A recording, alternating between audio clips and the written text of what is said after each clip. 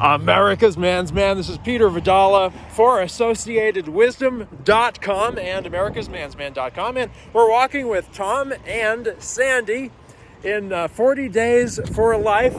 Tom and Sandy, why are you doing this at about 9:30 p.m. In the middle of October? Well, we started doing this probably 4 years ago. A couple of friends of mine have been instrumental in this whole campaign. It used to be located downtown, and then when a Planned Parenthood location opened up here, the march moved here. Basically, we're parents of three beautiful children. Our first child spent his first week, 10 days in ICU, and so we have an appreciation of what it means to have a child. And for me, I guess I was always raised to respect life, and I quietly did that from the comfort of my couch. And one day a friend of mine said, "Hey, would you consider filling a shift from 8 to 10 on Wednesdays?" And I said yes, and I signed up for it.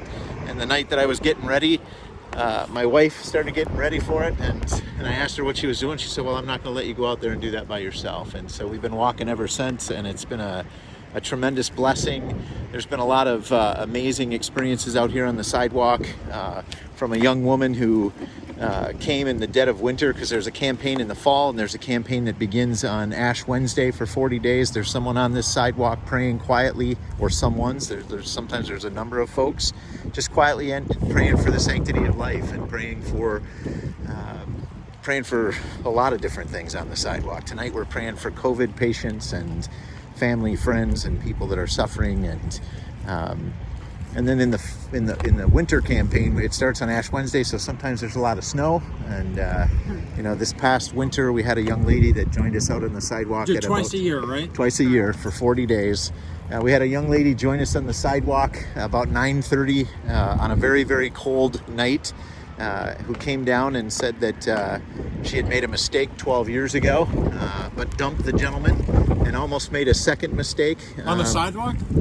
That's what she was telling us. Wow. And she said she almost made a second mistake, but because of some people doing what we were doing 12 years ago, she has a beautiful 12-year-old son.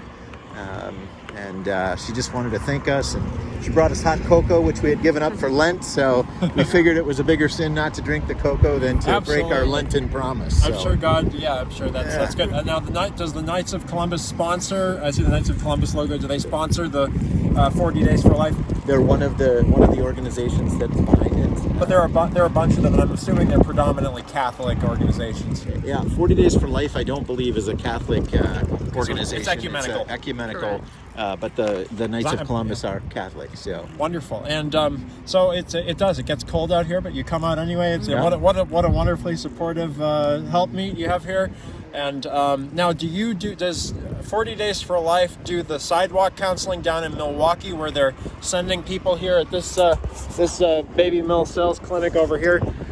I believe that there's a march going on down there. There's the Gianna Clinic here in Green Bay that is an alternative for women that are looking for reproductive health and just looking to maybe have a different choice. That's the pitch is that Planned Parenthood makes it. It's about reproductive health, but of course we know it's anything but. Right. And so the Gianna Clinic, one of the gentlemen that walks right before us, Scott, is a doctor at the Gianna Clinic, and so a lot of young ladies that would have gone there go there, and talk about options other than aborting their child. Very good.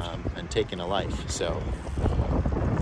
Tom and Sandy, it's Peter Vidala for AssociatedWisdom.com and AmericasMansMan.com. Get out here and join these folks someday at your local Planned Parenthood clinic during the 40 Days for Life.